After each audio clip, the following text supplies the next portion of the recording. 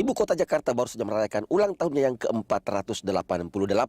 Seiring dengan itu, Badan Pusat Statistik BPS Provinsi DKI Jakarta telah merilis hasil survei untuk menghitung tingkat kebahagiaan warga DKI Jakarta. Hasil survei ini tertuang dalam Indeks Kebahagiaan DKI Jakarta dihitung dengan skala 0 sampai 100. Hasilnya, Indeks Kebahagiaan untuk DKI Jakarta adalah 69,21 poin. Kepala Bidang Statistik Sosial BPS DKI Jakarta, Sri Santo Budi mengatakan, semakin mendekati poin 100, tingkat kebahagiaan pun semakin tinggi atau semakin bahagia. Sebaliknya, semakin rendah indeks kebahagiaan, warga nilai semakin tidak bahagia. Untuk mengukur indeks kebahagiaan ini, BPS DKI Jakarta melakukan survei dengan mewawancarai 1.139 keluarga.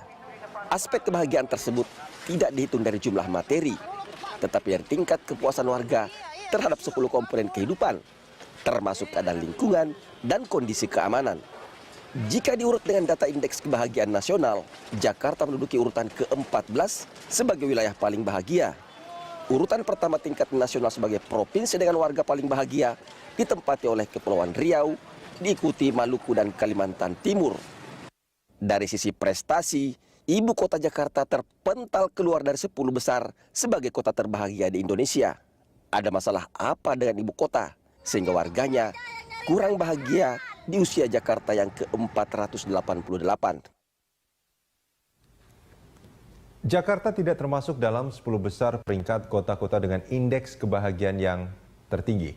Bahkan tingkat kebahagiaan warga DKI lebih rendah daripada Kalimantan Timur. Untuk membahasnya di studio telah hadir Kepala Bidang Statistik Sosial BPS DKI Jakarta, Sri Santo Budi, dan Ketua Umum Yayasan Indonesia Bahagia, Rani Anggraini Dewi. Dan pemirsa, kami juga mengundang Anda untuk memberikan komentar lewat SMS ke 0811 833 5551 atau melalui pesawat telepon di nomor 02152 900 308 atau 021 52 900 311. Saya langsung ke Bu Sri Santo Budi yang biasa dipanggil Ibu Duduk nih. Bu, ini kalau kita bicara soal tingkat kebahagiaan, hasil surveinya itu angkanya kan rentangnya dari 0 sampai 100. Jakarta berada di 69,2. Ya. Nah, itu artinya apa? Apakah bisa dikatakan bahwa warga Jakarta itu cukup bahagia atau bagaimana?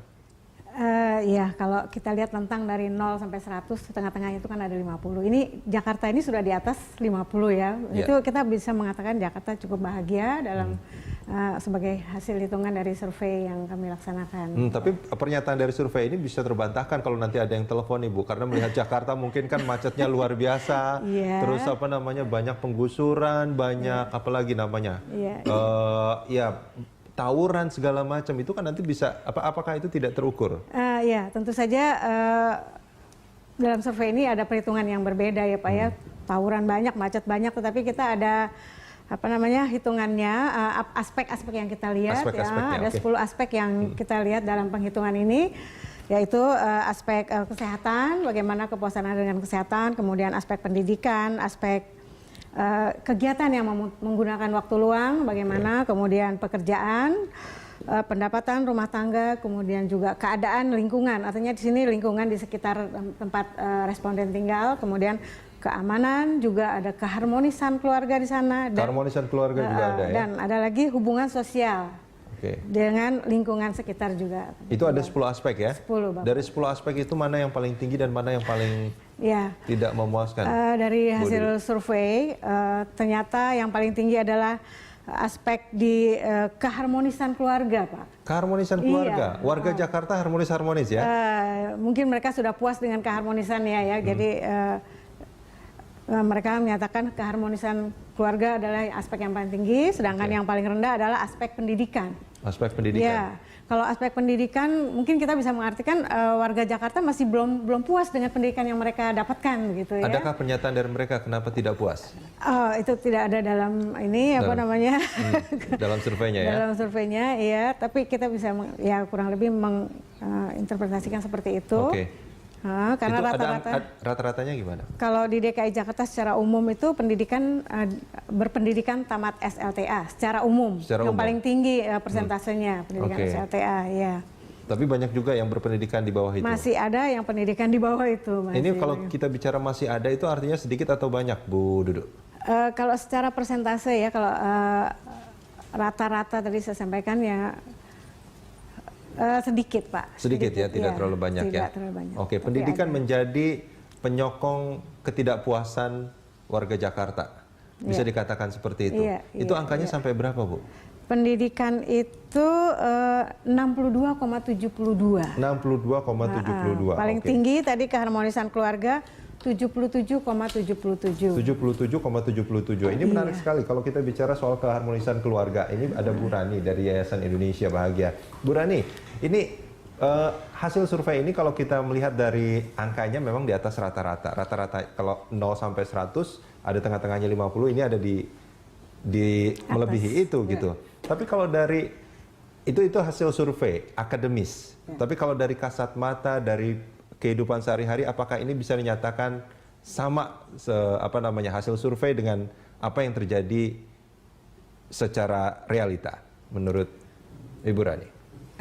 Iya, saya ingin merujuk ke dikatakan yang baru dari Ibu Dudu. Kalau dari dikatakan tadi bahwa keharmonisan rumah tangga itu menunjukkan yang tertinggi ya. Iya. Itu kan memang kebahagiaan itu dimulai dari dalam rumah. Betul. Nah, jadi untuk warga Jakarta, sebetulnya tidak hanya warga Jakarta, pada umumnya kebahagiaan itu masih lebih banyak bersumber dari keluarga. Nah, khusus untuk warga Jakarta, mungkin juga untuk skopnya luas, Ya. itu pemerintah belum banyak memberikan sumbangan untuk Oke, kebahagiaan. bisa diartikan seperti itu ya. Belum memberikan sumbangan yang banyak atau berkontribusi terhadap pencapaian kebahagiaan warga Oke. Jakarta. Dan kebahagiaan itu kan sifatnya sebenarnya abstrak. Oleh karena itu dalam pengukurannya semua hal-hal yang sifatnya bisa diukur. Oke. Nah, orang seringkali menganggap kebahagiaan itu diidentikan dengan pencapaian atau kesuksesan materi. Ya. Ya, misalnya punya mobil satu, udah punya mobil satu, harus punya mobil 2, 3 dan Ya. selanjutnya. Nah, tetapi itu kan hanya sementara. Nah, kalau saya lihat dari kacamata psikologi positif, ya, karena kebahagiaan itu adalah sebenarnya menjadi kajian dari psikologi positif. Nah, kebahagiaan itu akan timbul pada seseorang ketika dia memiliki emosi-emosi positif. Emosi-emosi positif. Emosi-emosi positif. Oke. Dan kemudian juga dia membina emosi positif itu atau merawat emosi positif itu untuk ke depan, untuk masa depannya. Nah, apa emosi positif yang paling mendasar pada seseorang untuk bisa menimbulkan satu atau menghasilkan satu kebahagiaan? Yaitu ketika seseorang memiliki perasaan aman, Ya. perasaan damai, Ya. kemudian perasaan dicintai, perasaan bernilai, dan berharga Oke. atau dihargai. Nah, Bu Rani, ini kalau kita bicara soal kebahagiaan ini, Ibu sering menerima konseling keluarga juga, Iya, khusus terutama suami istri, pasangan suami istri. pasangan suami istri. Ya. Dan nampaknya orang yang banyak konseling tentang hubungan suami istri itu banyaknya di Jakarta mungkin. Bisa Sebetulnya, nggak dikatakan seperti itu? iya, untuk sementara ini, secara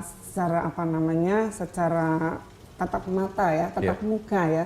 Tapi sebetulnya saya juga banyak menerima konseling dari luar kota. Tapi karena aksesnya tidak mungkin untuk datang ke Jakarta, maka mereka melakukan email atau SMS atau itu. Walaupun sebetulnya itu tidak memasuki kriteria konseling sebetulnya. Boleh nggak kalau saya katakan sebetulnya salah satu penyebab kebahagiaan warga Jakarta itu karena banyaknya konselor tadi mungkin.